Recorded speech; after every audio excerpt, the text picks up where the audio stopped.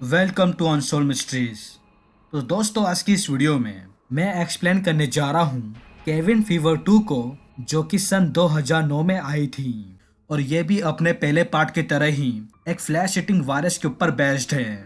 और अगर आपने अभी तक इसका फर्स्ट पार्ट नहीं देखा है तो ऊपर दिख रहे आई बटन पर जाकर आप पहले उसको देख सकते हैं। केविन फीवर 2 को डायरेक्ट किया है टी वेस्ट ने, और इस फिल्म की IMDb रेटिंग है 4.3 स्टार्स आउट ऑफ 10, जो कि कुछ ज्यादा खास नहीं है। बट ये मूवी काफी ज्यादा इंटरटेनिंग है, जिसको आप सभी पर्सनली जरूर देखना चाहोगे। और मैं आप सभी को इस मूवी को देखने के लिए सजेस्ट भी करूंगा। तो अब आज के इस वीडियो में हम और आप मिलकर केविन फीवर 2 की कहानी को जानते हुए इसकी एंडिंग पर थोड़ी सी डिस्कशन करेंगे।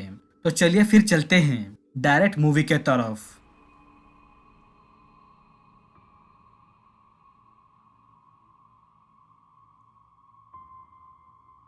तो दोस्तों, मूवी की शुरुआत में हम सभी को यहाँ पर दो हाई स्कूल के टीनेजर्स को दिखाते हैं, जिनके नाम एलेक्स और जॉन होता है। और यहाँ पर ये दोनों आज रात होने वाले प्रॉम नाइट के बारे में बात कर रहे होते हैं, क्योंकि इनको अपने प्रॉम नाइट के लिए एक डेट की जरूरत होती है, जो कि इन दोनों के पास ही नहीं होती। तो अब इसी सिचुएशन को देखते हुए यहाँ पर एलेक्स जॉन को एक एडवाइस देते हुए उसको कहता है कि तुमको अपने इस प्रॉम में अपनी एक्स गर्लफ्रेंड केसी के साथ जाना चाहिए।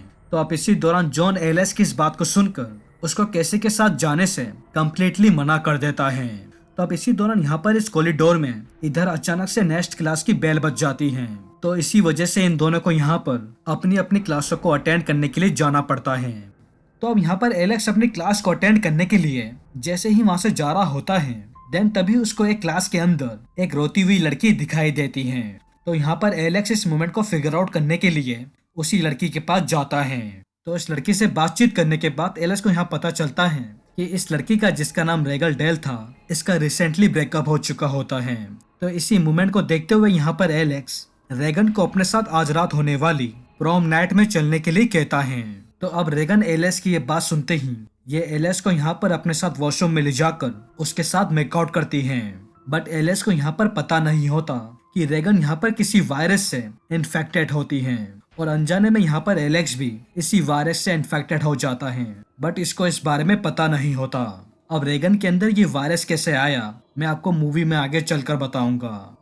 खैर, अब वहीं दूसरी तरफ जॉन स्कूल से छूटने के बाद केसी को आज रात होने वाले प्रॉम नाइट के लिए इसको अपने साथ चलने के लिए कहता है। बट केसी यहाँ पर जॉन के साथ जाने के लिए उसको साफ मना कर देती है। तो अब सीन यहाँ से डायरेक्ट उसी प्रॉम नाइट की तरफ फोकस करता है, तो जिसमें हम सभी यहाँ पर देख पाते हैं इस स्कूल के आधे से ज्यादा स्टूडेंट और टीचर्स भी इस वायरस से इन्फेक्टेड होना अब शुरू हो जाते हैं, और धीरे धीरे इनकी बॉडी इस वायरस की वजह से सड़ना शुरू हो जाती है।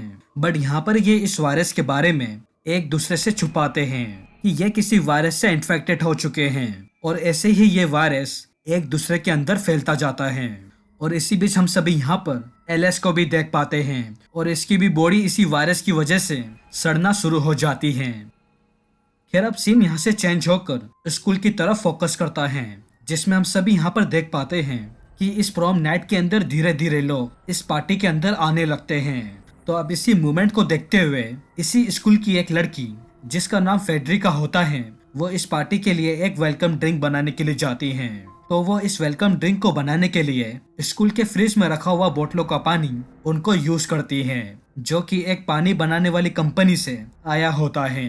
बट ये पानी बनाने वाली कंपनी कहाँ पर थी, मैं आपको इसके बारे में आगे चलकर बताऊंगा।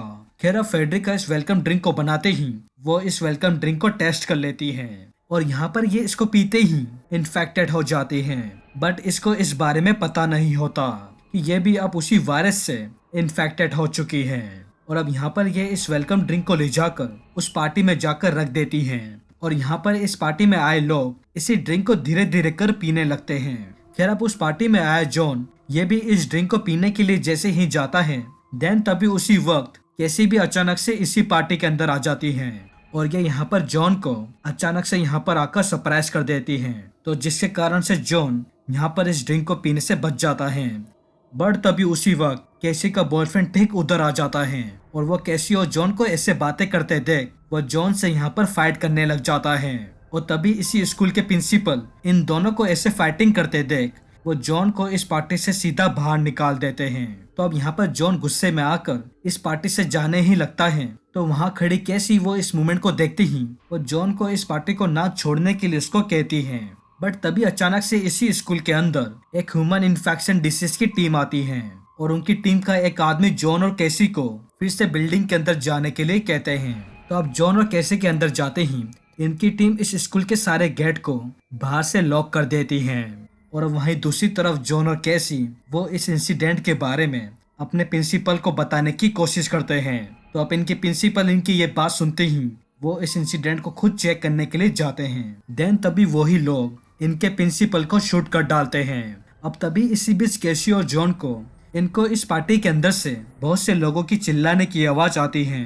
तो जिसमें हम सभी यहाँ पर देख पाते हैं कि इस पार्टी में आए सभी लोग अचानक से खून की उल्टी करना शुरू कर देते हैं। और इसी दौरान यहाँ पर वही सीडीसी की टीम इस पार्टी में आए इन लोगों को मारने के लिए कुछ गैस के बम अंदर फेंक रहे होते हैं, जिसके कारण से ये सारे इन्फेक्टेड लोग मर सके। तो अब ये सभी स्टूडेंट्स यहाँ से बाहर निकलने की कोशिश करते ही हैं। देन तभी ही ये इस गैस बम की वजह से एक एक कर मरना शुरू हो जाते हैं। तो अब वहाँ बाहर खड़े कैसी, जॉन और एलेक्स इस मोमेंट को देखते ही ये सभी वॉशरूम की तरफ भागकर अपने आप को भी इस वायरस से चेक करने के लिए जाते हैं, सिर्फ ये मेक श्योर करने के लिए कि कहीं ये भी इस वायरस से इन्फेक्टेड है कि नहीं। तो अब यहाँ पर एलेक्स और जॉन जैसे ही अपने आप को चेक करते ही हैं, देन तभी एलेक्स को यहाँ पता चलता है कि वो भी इस वायरस से इन्फेक्टेड हो चुका है। तो अब ये इस वायरस के बारे में पता करने के लिए सीधा लाइब्रेरी की तरफ चले जाता है। तो अब यहाँ पर जॉन और कैसी ये दोनों यहाँ एलेक्स को ढूंढते हुए ये भी लाइब्रेरी तक पहुँच जाते हैं, क्योंकि एलेक्स को फिर से लौटने में काफी ज्यादा टाइम लग चुका था। तो इसलिए ये दोनों भी लाइब्रेरी में आ जाते हैं। तो यहाँ पर इनको एलेक्स जमीन पर मरा हुआ मिलता है। तो जिसको देखकर यहाँ पर जॉन वो जैसे ही यहाँ पर एलेक्स को टच करता ही है तो ये भी इसी वायरस से इन्फेक्टेड हो जाता है।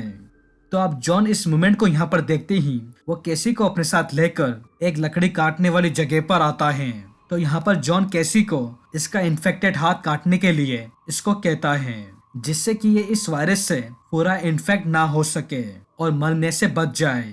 तो अब कैसी जॉन का हाथ उस मशीन से काटने के बाद उसके कटे हुए हाथ का इलाज ही कर रही होती है। देन तभी कैसी का बॉयफ्रेंड मार्क ठीक उधर आ जाता है और वो एक हथौड़े की मदद से कैसी का माथा पीछे से फोड़ देता है, जिसके कारण से कैसी यहाँ पर काफी ज्यादा इंजर्ड हो जाती है।